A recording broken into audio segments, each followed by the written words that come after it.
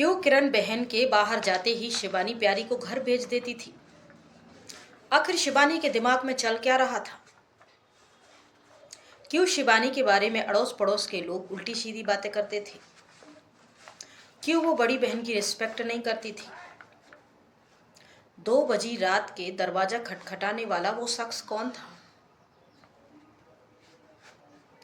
प्यारी के मन में इन सब चीज़ों को इग्नोर करते हुए बस एक ही बात दिमाग में थी कि मुझे तो सेवा करनी है।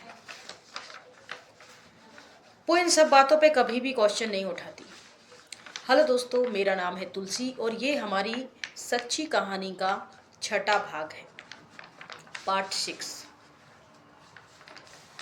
यहाँ हम बात कर रहे हैं मध्य प्रदेश के सागर जिला में खुरई तहसील में स्थित ब्रह्मा कुमारी सेंटर की जो शाखा है उसके बारे में। उसकी इंचार्ज हैं ब्रह्मा कुमारी किरण बहन और असिस्टेंट इंचार्ज हैं ब्रह्मा कुमारी शिवानी। ये जो किरण बहन है ये आगरा की हैं और ये जो शिवानी है ये सागर की हैं। ये 2 बहनें 2007 के लगभग 2000 जब तक प्यारी वहाँ आई थी उस समय वही वहाँ की इंचार्ज थी। अभी वो कहाँ हैं इसके बारे में हम बाद में डिस्कस करेंगे। आप ये कहानी रियल है और बहुत सारे लोग आध्यात्मिक से जुड़कर अपने बच्चों को उसमें सरेंडर होने के लिए फोर्स करते हैं, तो ऐसे व्यक्तियों तक ये वीडियो ज़रूर से शेयर कर दीजिएगा ताकि उनको इस कहानी से कुछ मदद मिल सके और अपने बच्चों को संस्था में सरेंडर होने की या संन्यास लेने की या किसी भी प्रकार के नियम धारणा करने के लिए अपने बच्चों को फोर्स ना करें। क्योंकि ये कहानी कोई एक प्यारी की नहीं है।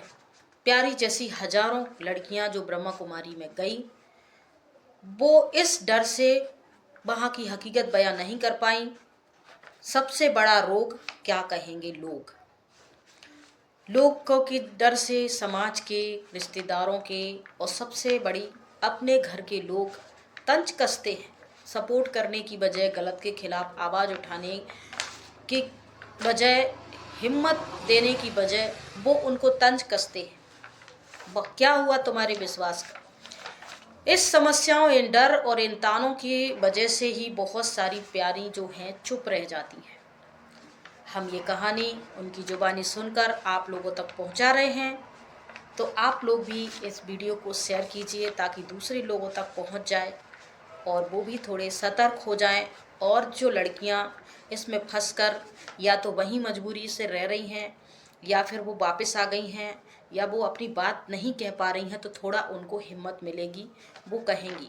बहुत सारी प्यारियों ने अपनी बात कहने की कोशिश भी करी, न किसी कारण से उनकी इस बात को दबा दिया गया, आगे नहीं बढ़ने दिया गया। नहीं तो आज बहुत सारी लड़कियां सतर्क हो जाती, उनका जीवन बच जाता। तो ये जो शिवानी थी, ये किरण बहन कहीं भी बाहर आती जाती थी, चली जाती थी। मैंने बताया ना कि वो महीना के 20-25 दिन बाहर ही रहती थी, इधर उधर घूमना। और इनकी जो रियल बहन है वो बीना इंचार्ज हैं, सरोज नाम है उनका। ये दोनों सगी बहनें हैं, ये दोनों आगरा से ही आई हुई हैं। और जो सरोज बहन है वो बीना इंचार्ज हैं और जो किरण बहन है वो खुरई इंचार्ज हैं।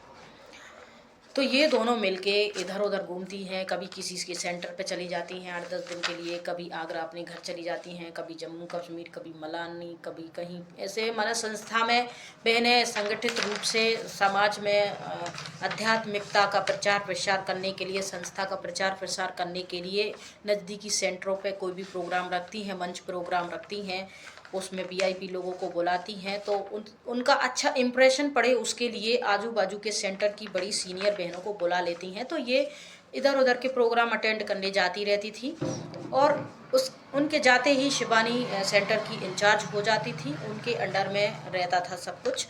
तो फिर उनको अकेला रहना ज़्यादा पसंद था, या वो प्यारी को पसंद नहीं कर रही थी, या उनके दिमाग में कुछ और चल रहा था, या कोई और सेंटर पे उनके पीछे आता जाता था। ये सारी बातें तो प्यारी को नहीं मालूम थी, लेकिन वो कोई ना कोई बहाना बना के उनको घर जरूर भेज देती थी।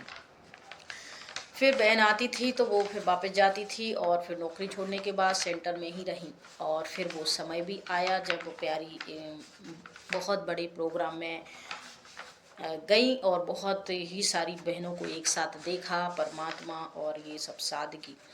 प्यारी का सेंटर ज्वाइन करने का एक और बहुत बड़ा जो इम्प्रेशन बना था वो ये बात को बना था कि आज संसार में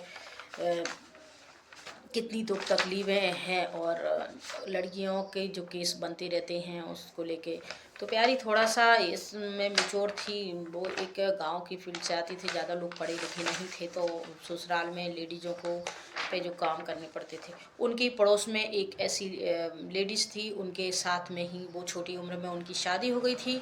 वो अपने पति के दोबारा बहुत ज़्यादा सताई हुई थी, उनका पति उनको मारता पीटता था, कोऑपरेट नहीं करता था। तो इन सब चीज़ों से भी प्यारी का दिमाग काफ़ी ज़्यादा डिस्टर्ब था और उनको लगा कि ये जो संस्था है ये ब्रह्मा कुमारी नाम से है और यहाँ जो भी है तो सभी महिलाएं हैं, तो महिलाओं के बीच में रहकर मैं एक समाज सेवा भी कर पाऊंगी और विश्व बंधुत्व भावना भी फैला पाऊंगी और आध्यात्मिकता का प्रचार प्रसार, और सबसे बड़ी बात मेरा ये जो जीवन है, लेडीज़ का जीवन मेरा यहाँ सुरक्षित रहेगा और मैं अपने जीवन में जो भी करना चाहती हूँ वो मैं यहाँ से कर पाऊँगी, लोगों से ज़्यादा कनेक्ट और सोशल वर्कर में, इस प्रकार की तमाम चीज़ों को उन्होंने सोच के रखा था। और इसीलिए धीरे धीरे भी इनको समझ आएगा कि भाई आगे इनका क्या होने वाला है।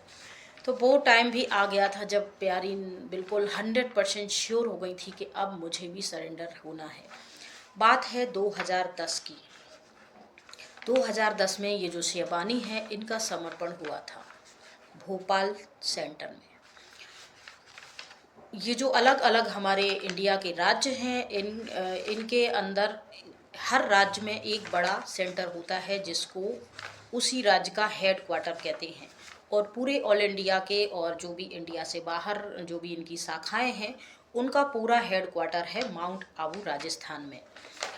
तो वहाँ की एक इंचार्ज होती हैं, तो इधर एमपी की भी इंचार्ज हैं। एमपी का भोपाल में बहुत सारे, एमपी की राजधानी भोपाल है और भोपाल में बहुत बड़ा सेंटर है और इनकी जो इंचार्ज हैं वो अवधेश बहन जी हैं और उनके ही अंडर में, एमपी के अंडर हर छोटे बड़े गांव शहर में, राज्य में, ज़िला में, जहां भी मना छोटे छोटे ज़िला में, छोटे छोटे गांव में जो भी शाखाएं चलती हैं वो बहनें चलाती हैं कवारी, या फिर वो लेडीज से चलाती हैं या कोई आता जाता है। तो उन सब की इंचार्ज ये वहाँ जो अवधेश बहन जी हैं वो हैं इंचार्ज इनकी। तो ये सब, और साल में एक बार दीक्षा समारोह होता है जिसको ये रॉयल्टी की भाषा में समर्पण कहते हैं। सो समर्पण होता है, तो ये उन लड़कियों का समर्पण होता है जिनको 5 साल सेंटर में रहते हो चुका है।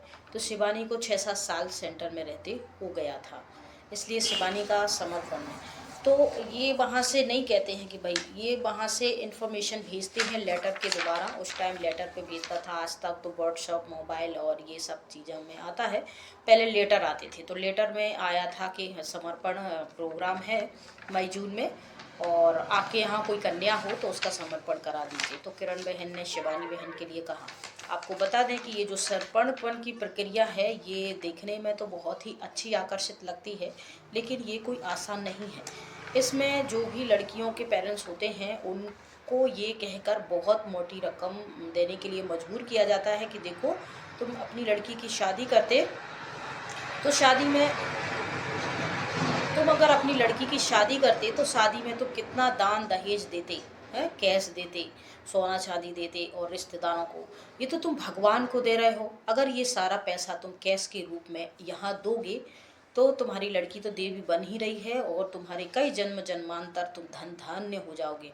इस प्रकार से अच्छी अच्छी बातें करके उनके पेरेंट्स से कहते हैं तुम्हारी लड़की को यहाँ रहते काफ़ी टाइम हो गया है, अब इसको एक ब्रह्मा कुमारी का जो एक कार्ड है, एक जो यहाँ का रहने का एक सर्टिफिकेट है, वो दिलवाने के लिए इनका समर्पण करना पड़ेगा। इनको पूरी रीति से, मन वचन कर्म से, पूरे संकल्प श्वास से, हर चीज़ से इनको ब्रह्मा कुमारी संस्था में सरेंडर है, करना है। उसके बाद इनका जो भी बीमारी का, खाने पीने का, ओढ़ने पहनने का, घूमने फिरने का जो भी खर्चा होगा वो सब संस्था उठाएगी।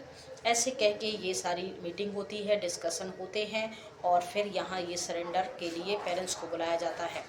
तो आपको बता दें कि ये जो शिवानी है, इनके जो पेरेंट्स थे वो बहुत ही ज़्यादा गरीब थे। उनकी 4-5 बहनें थी घर में और उनके पापा मजदूरी करते थे, तो इतनी ज़्यादा उनकी कंडीशन या स्थिति नहीं थी कि वो उनको कैश दे सकें। तो यहाँ बहनों को ये रहता है कि भई आपको कैश देना है और परिवार वाले नहीं दे रहे हैं, तो तुम जाके कैसे भी करके कैश तो तुम्हें देना पड़ेगा। 2007-8 में हमें 1 से डेढ़ लाख 1 लाख 2 लाख कैश देना होता था।